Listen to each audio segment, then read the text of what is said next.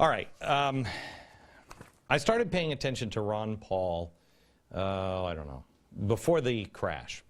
And during the last election, I thought he was nuts on a lot of things. I still think he's wrong on a few things, but I don't think he's nuts. He is, it's taken one of the worst stretches for the economy in American history to get people to finally pay attention to him. He has been ahead on the economy. He has attempted to audit the Fed now 9 times. They operate in complete darkness. We had somebody on, Rick Santorum, on last week, and I asked him, shut down the Fed, and he said, well, I wouldn't. Really? Shut them down. They have no idea what they're doing.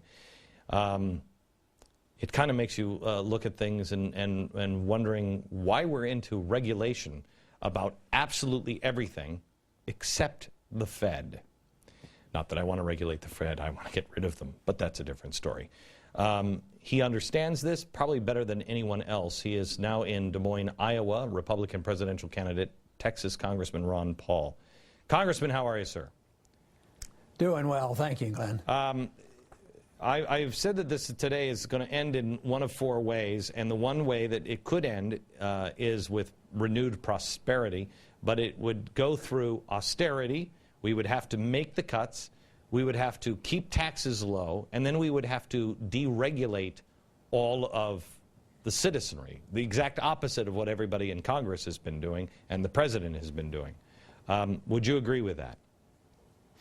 Yeah, I would add one thing, though. In order to get to that point where you start doing the right things, you have to get rid of the mistakes, which is called getting rid of the malinvestment and the debt. An economy doesn't grow when it's overly burdened by debt and the mistakes made previously due to the business cycle. So you have to liquidate that. Then you go to this of having sound money, limited taxes, limited regulations, and we could get back to growth again. The problem is nobody wants to allow the correction to come, and we're prolonging the agony. We're piling on the economy, and that's why we're 3 to 4 years into it already, and there's no signs of strong recovery. So until we do that, you can expect the economy to get much worse.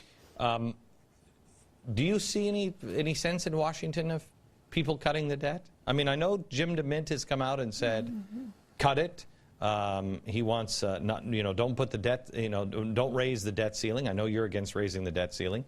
Don't raise the debt ceiling. Let's get serious about debt.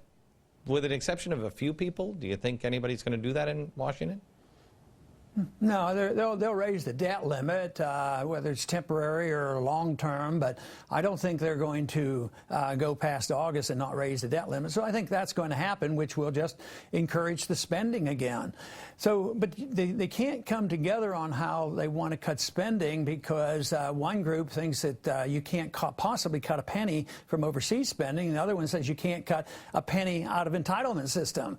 And I just happen to believe you should be able to cut both, and I don't think for a minute it would hurt our national defense. I think, our defense is not strong because we're spread too thin around the world. But to get that agreement is going to be very, very difficult, and for that reason, I predict that we're going to continue downhill.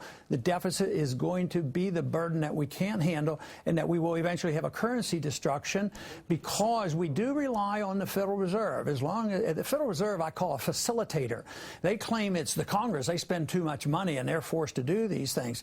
But if the Fed couldn't create money out of thin air to buy Treasury bills, Congress would be forced to do something because interest rates would rise, and that would be very, very harmful. So it would be on the Congress's shoulders to do something. But instead, we keep spending, and the Federal Reserve accommodates, and they say, well, we can't let interest rates go up, so they just print like crazy. It's pretty amazing that it's worked this as well as it has for so long, but it doesn't mean it's going to last forever, and I think that's why people are so upset in this country, because more and more people are starting to realize that this is coming to an end, and it's probably not in the too distant future. May I ask you one question I haven't been able to figure out? I think the Ford Foundation and the Ford Foundation and the Rockefeller Foundation have done more damage to this country than I think a lot of people combined. The money that they had at the time that they just poured into all of these things came from a system of no income tax where the rich were getting richer. Vanderbilt was the same way. They did a lot of great things, and there were people like Carnegie, who was absolutely fantastic. Without a virtuous and moral people, which our founders said we had to be or the system wouldn't work, without a virtuous and moral people and no regulation, is there any way to stop capitalism from just being god-awful ugly? Well, I don't like to think of capitalism as being ugly, but I think what you're talking about is the consequence we have. Wait. Here's exactly what I mean, and maybe you can answer it directly. What I mean is what de Tocqueville talked about, that there would be people that would become so rich that they would kick the doors closed for others. Soros is doing it now. He's kicking the door closed for other people. When these people like Rockefeller got so wealthy, that's what they did. Is there any regulation on that? Well, I think some did and some did not. Now, Carnegie gave him a lot of his money back, and I don't think Bill Gates as a monster, and I don't think of Warren Buffett as a monster. So it has to do with the morality. Yes, that's the part I agree with you, the morality of these people.